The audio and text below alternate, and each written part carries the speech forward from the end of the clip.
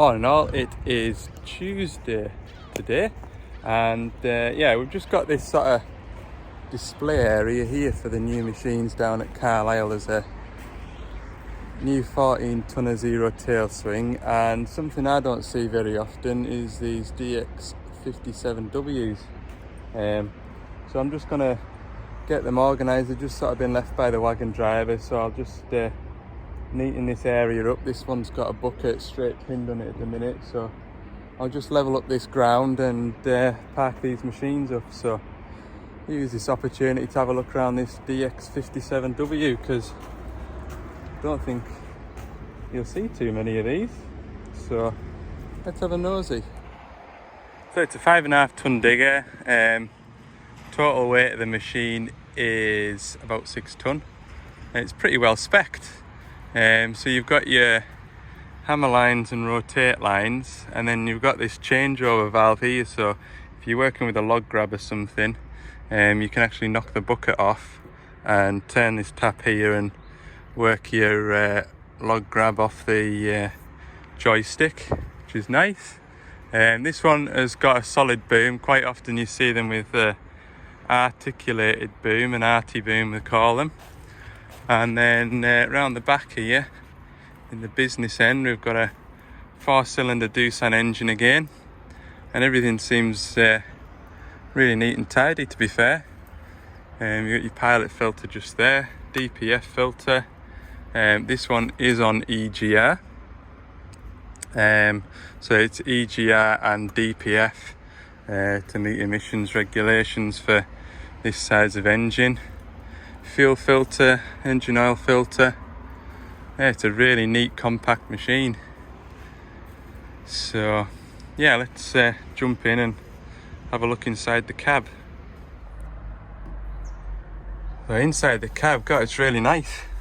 You've got this sort of carbon fibre look trim, which gives it quite a nice expensive feel. And yeah, God, it's really compact. You know, for the amount of stuff you've got to try and pack into a cab of this size, it's really well laid out. You've got radio controls here, and air conditioning stuff. It's really nice. Like I say, I don't get to look over these very much, so I'm just kind of looking as you do, so to speak. So, right, let's find the keys and we'll start it up. I've turned the ignition on, and all the writing is in goodness knows what. So I'm just trying to remember with these dashes where you change the language. That's the time and date, so bear with us. That's the service password. I'll come back to you. I have found it. If I go into this one here, I can set it to English and we can understand what is going on here. There we go, that's more familiar. Right, let's get it started up. So I've just moved the arm off the ground and sort of twizzled it around for a minute or so there. God, it's quite a nice little responsive digger, to be fair. It's the joysticks it's a lovely thing to drive, like it is. It's even got a heated seat. A little 5.5 ton machine. Don't need that today, like. But it's good. It is.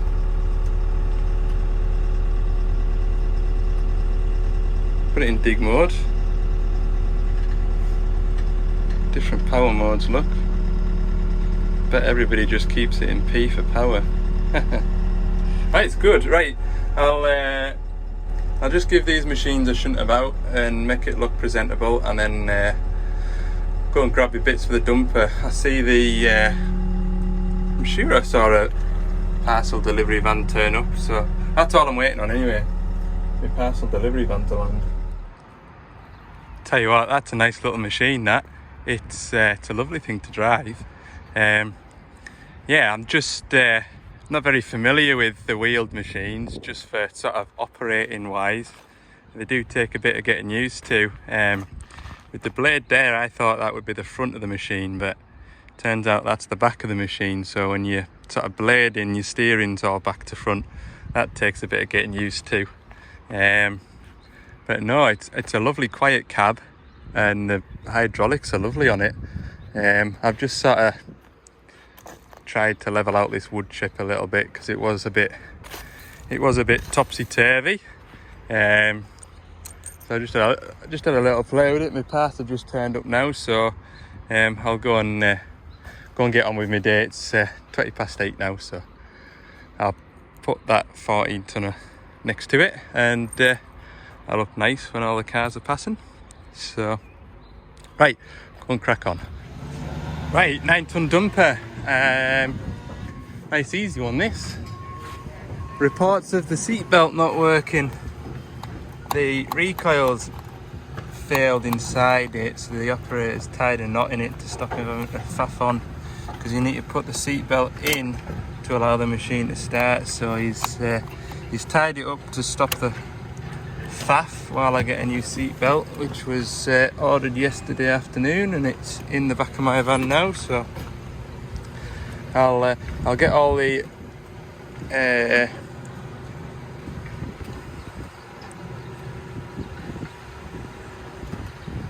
I'll just whip this off and replace it.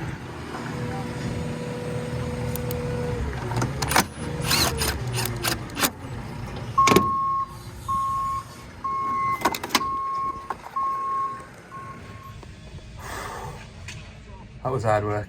That was hard work. Right, let's go see what else we can find to do. Right, quick phone call, and got a service on a 6-tonner to go and do now, so that'll be nice. I'll feel like I've done something today. I've just finished my lunch break, and I just nipped round the corner actually. There's a Halfords it's just round the corner, and I've treated myself to a fridge. Keep me sandwiches nice and cool, and I'll probably get a 2-litre bottle of juice in there as well if I need to. I've got this thermos which keeps stuff cool, but I also use a sort of plastic bottle as well and fill it with water.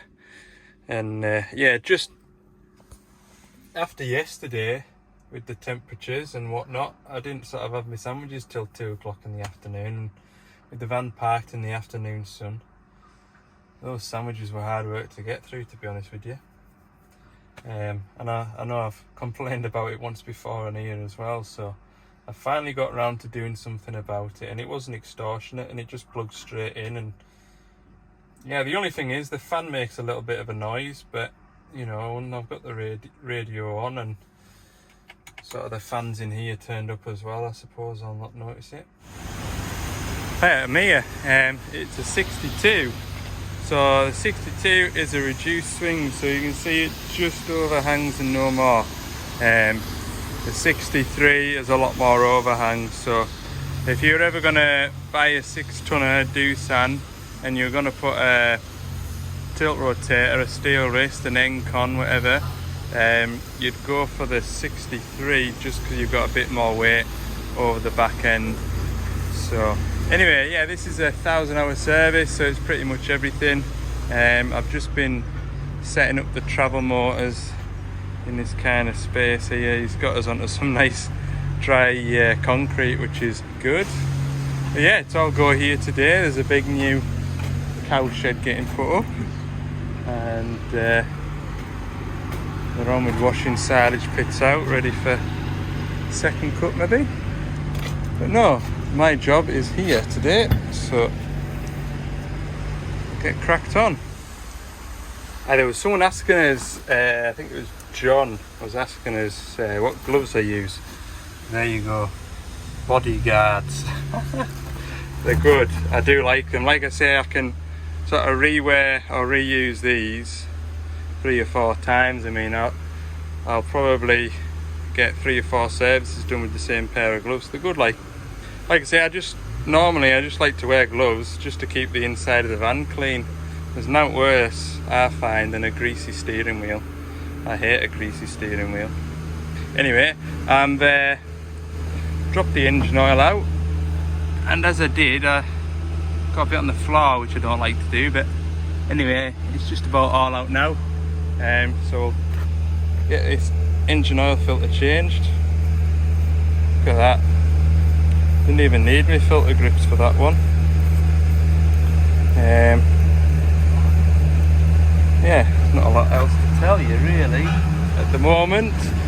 So this is a tier 4 engine, so that means it's got a DPF filter, and I've probably mentioned it before, but on this machine the way it works is on the exhaust stroke of the cylinder it sprays a shot of diesel into the bore, and so when the piston comes up it shoves the diesel out into the exhaust, hits the DOC, and that brings the temperature up in the exhaust. But as you're spraying diesel into a cylinder, you get what they call wash by, so you will get a little bit of diesel washed by the cylinder rings, and it'll sort of quietly dilute the engine oil. So if you really pay attention to your engine oil levels, you will sort of see the engine oil start to climb ever so slightly between service intervals, which is why on the tier 4 engines the service intervals is every 250 hours rather than 500 hours. It's just due to the way that it performs a regen, I believe. So yeah, engine oil change every 250, everything else 500 hours, 500 hours, 500 hours. So it is a bit odd just going to a service and doing an engine oil filter change. You just feel like you're doing half a job really, but it is what it is sometimes. But anyway, no, this is a 1,000-hour service today. So I don't normally, but what I'm going to do today, just to see if it's any quicker, is I'm going to take this filter housing off, change that filter, because when you pull that ball off, the diesel just goes everywhere in here, and I'll just see if it's any quicker and any cleaner taking it off and doing it on the track. I might regret it, but we'll see. Yeah, that's definitely a better idea. I'm going to do that in the future actually, because I've made no mess in there. I've just used those pipe clamp pliers to stop the fuel running out of there, so I've made no mess at all, and yeah, I can just pop that in nicely rather than having to fight on. So what happens is you're unscrewing it while it's attached. The water and fuel sensor wire gets wrapped around this bit of pipe here, and you're almost frightened that you're just going to snap it. So yeah, happy days. So I'm getting on really well now. Maybe about half an hour since I spoke to you. Changed those 2 fuel filters and the air filter. I've got the hydraulic return filter out, just about to put a new one in. So that slides down into there.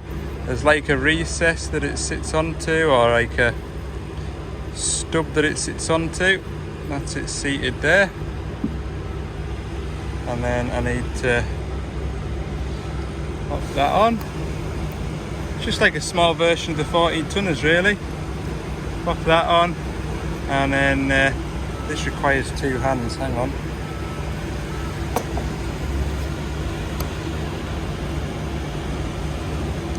Grab this.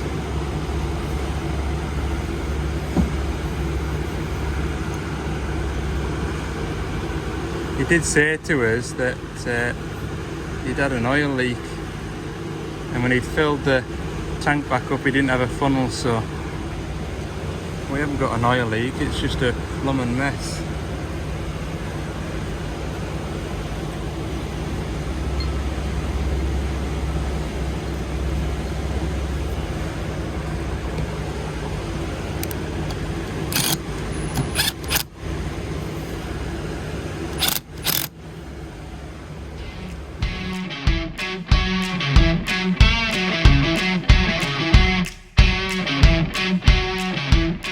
yeah, that's service complete. The fella came over and started chatting away to us while I was finishing up, so I was chatting away to him. I'm just there's two ways into this farm. At one side they're unloading an Arctic wagon, at the other side they're on pouring concrete, so I'm stuck for 5 minutes or so, but not to worry. I've got my paperwork all caught up with, and yeah, it's 4:30, so I'll be home at a decent time today, which will be nice. Tomorrow I'm going to go and service a 160 high track in the woods. It'd be a -7, it'd be a 500-hour service, so I know what to do now after doing one yesterday, or a 140 yesterday. So yeah, I'm going to try out my fridge now. It's been cooling my bait box nicely, and still got a fair bit left because I nipped to Halfords to go and get my cool box. Oh yeah, that's brilliant. It's the simple things, isn't it? Right, I'll leave it at that for today, and I'll see you in the morning. It's Wednesday morning, and I'm just on top of this hill here, look, and I'm heading somewhere in that direction. Go and find a digger working in the woods, and it's the service, so yeah, you'll have to excuse me windscreen. That's the bother about this time of year. The van stays clean, but the windows just get absolutely clattered with flies, look. And the screen wash doesn't seem to make a dent in it, so if I get back at a decent time today, I will give the van a quick rinse off, I think.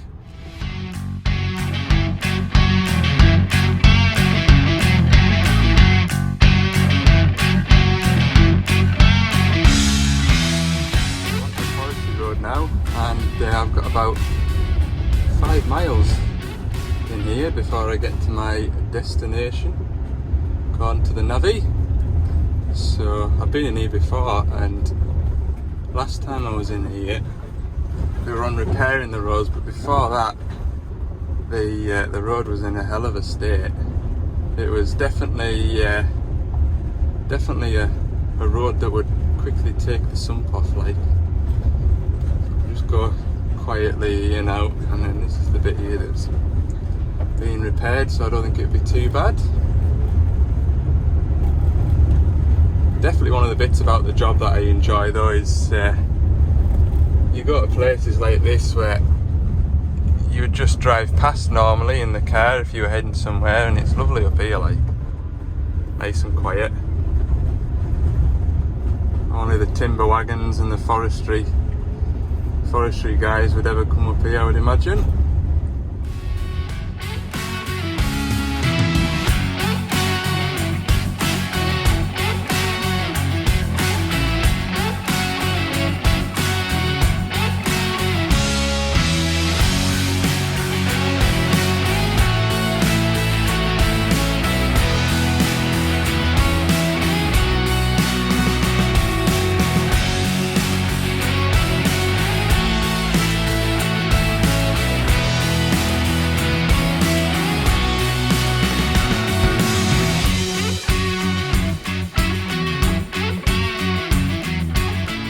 Now, normally what I would do when I was coming into the woods, I did spot the job site and I could just about make out a digger working away in the distance. And what I would do is I would grab my CB and give them a shout on the CB and just see where they're wanting us. But I haven't got my CB plumbed in yet.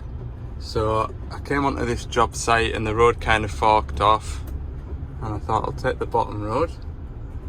But yeah, looks like I should have taken the top road, so double back on myself and head up the top road, because they must be finished down here.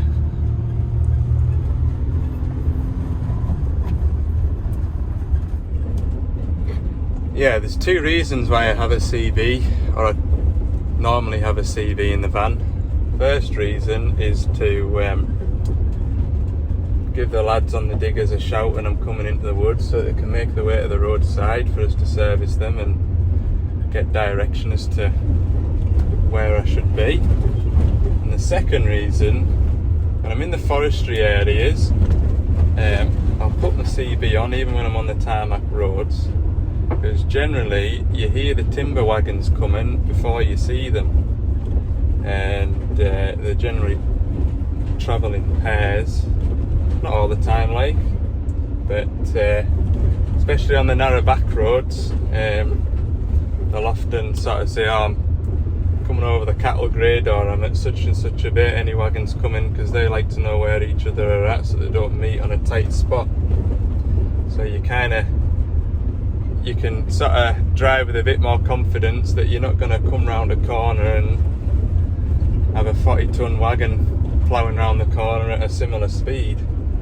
So yeah, that is on my to-do list, is to get around to putting the CV back in the van.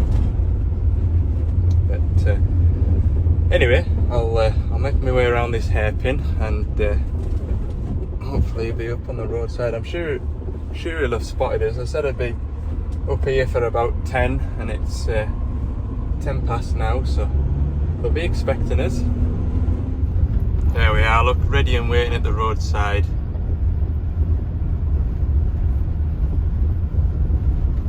Happy days. Right, we'll have a catch up with these lads and see how we go.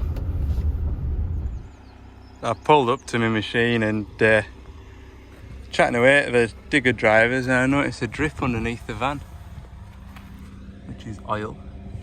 I was like, oh no, what's happened? And then I opened the back doors, and after yesterday's service I never put my bungee back around my gear oil pump, and it's emptied itself all over the back of the van. And what I'm most annoyed about is it's on this rubber seal, because generally rubber doesn't get on with oil and it'll go all wibbly wobbly, and it's run right under this plastic trim and under the floor, and there's a puddle down there which seems to be getting out down behind the back of the mudguard there where I showed you. So I'm really rather annoyed with that. I had a mucky boiler suit just chucked in the back of the van there with the intention of washing it, and it's soaked with nice thick gear oil, so don't know what I'm going to do with that, whether it meets the bin or maybe pressure wash it with the hot wash at work at the yard and see if it'll be fit to go in my washing machine. But yeah, that's a pain, that. I'm not happy. Anyway, I've got my engine oil draining, so I did that first, and that's it sort of starting to come to the end now. And then I've got my final drive oils, they're draining out as we speak, so just the same as Monday really after that. I've got my 4 filters in here to change and look over the machine, and that should be it. So done 490 odd hours, so it's just shy of a 500-hour service, but I've got things booked in for the rest of the week, so I didn't want to leave it too much longer. And then start next week I've got another shovel to service, so I'll get this one out the way because I didn't have an awful lot else to get to this week, so I'll do this one.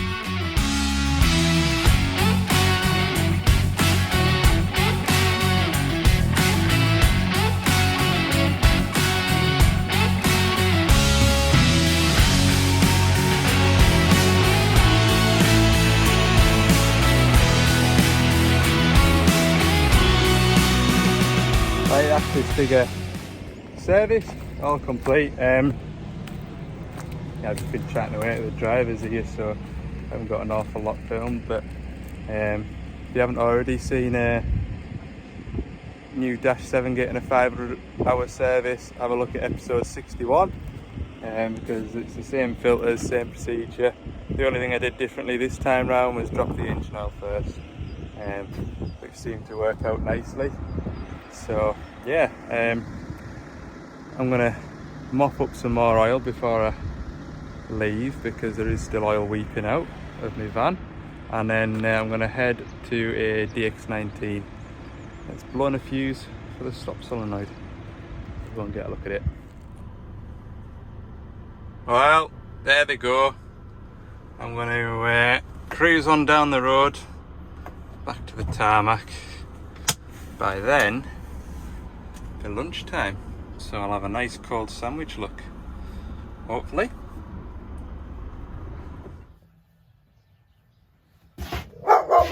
Good job I'm safely inside my van. That thing will have my leg off.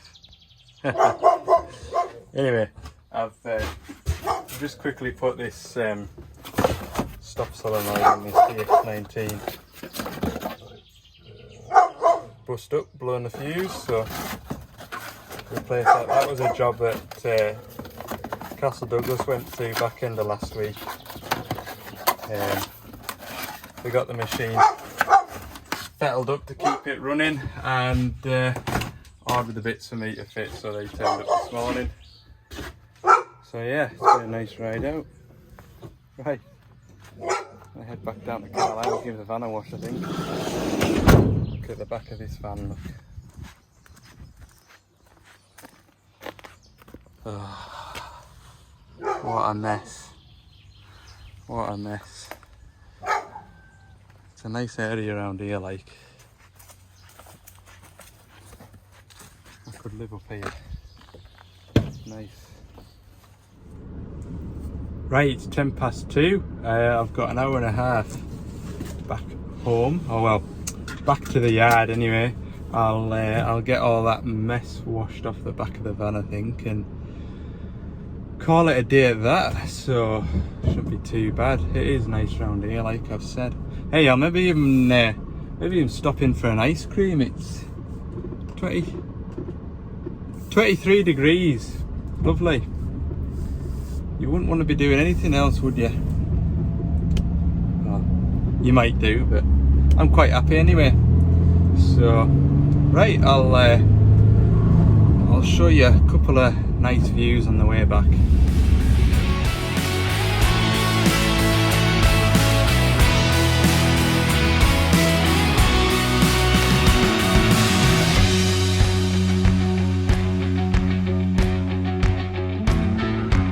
Right, back at the yard now. That was a tight squeeze through there onto the wash.